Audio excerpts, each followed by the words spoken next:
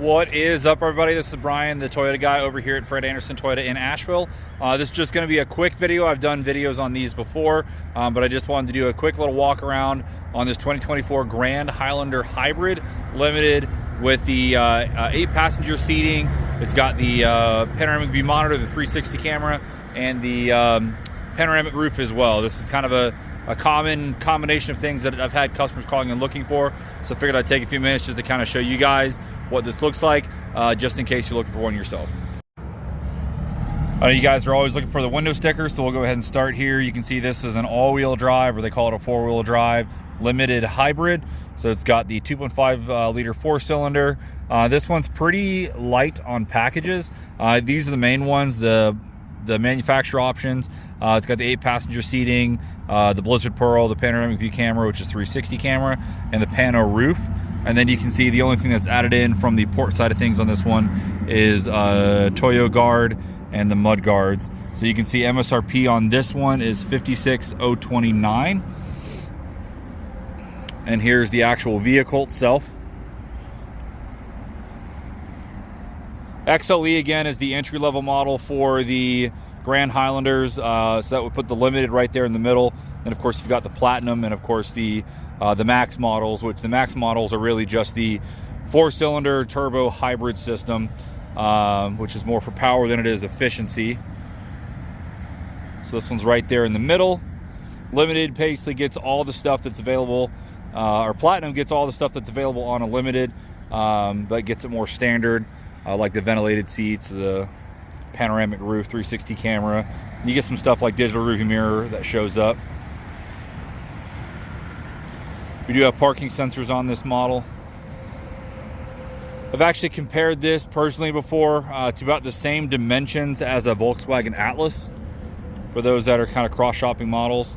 It's definitely larger in every way than the Highlander. It's definitely larger than the Pilot. And from my experience on the new CX-90s, it is larger everywhere as well. That is as far back as the front seat goes.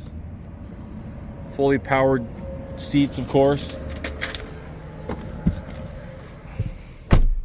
Tons of room. Look at all that dust coming through on the camera. Tons of room for front passengers.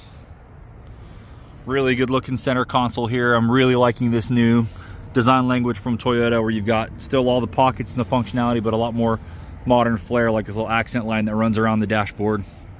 Still have the roll top storage, which has been kind of a Highlander staple now for a few years. Excellent use of cup holders. You can see all the room here. You've got like a deep one here, as well as the two shallow ones. Wireless phone charging pad under here, as well as just storage. Access to the 360 camera if you want to do a little perimeter scan. Of course, you've got your heated, ventilated seats, auto climate control for all 3 zones. This one, of course, is the bench model, which is somewhat, I want to call it rare, but uncommon. So you can see you do have the same functionality if you've been in a regular Highlander before, as far as how the seats slide around and as far as how they fold down. So you can see that's how you gain access into the 3rd row. It's got the little pad here so you can climb on through, which I will go ahead and do. So you do actually have room back here for adults. It's not super comfortable, but compared to anything else that's in this class, this is an actual usable interior. So I'm about 6'3". This seat is all the way back. Let me climb in here. This works better with the captain's chairs, if you ask me, but it's definitely a lot more room back here for adults if you had to. And you can certainly share some of the space by sliding these seats around, because there is naturally sliders for both sides. But I'm 6'3". This isn't generally where I'm going to be hanging out. I do like that Toyota's got better implementation of the power ports, as well as cup holders all the way around. You can see if the seats are flat. You've got tie downs for the cargo area. Here, of course, is that panoramic roof. It is not a fixed panel. This piece does open and slide. The front panel does.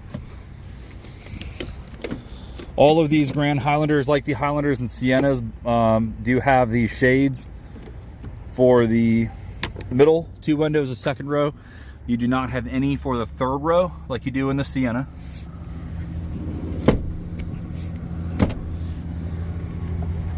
As far as center controls here, you've got access to the heated rear seats, phone chargers, as well as a 120 volt home style charger for running a laptop or DVD player or something like that.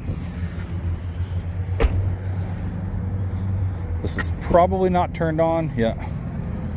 It's got a power tailgate. It just has not been turned on. This right here is the main advantage of a Grand Highlander over a Highlander or a Pilot. As you can see, with the third row up, you do actually have pretty good amount of room back here, considering what this SUV is going for as far as the class that it's in. You can see you can actually fit a decent amount of luggage back here. Let me go ahead and lay these down, which may be a little tricky since the seat belts are connected. Yeah, these seat belts are always getting in the way. You can see it's got a lot more room back here. With the seats down, these also fold flat as well.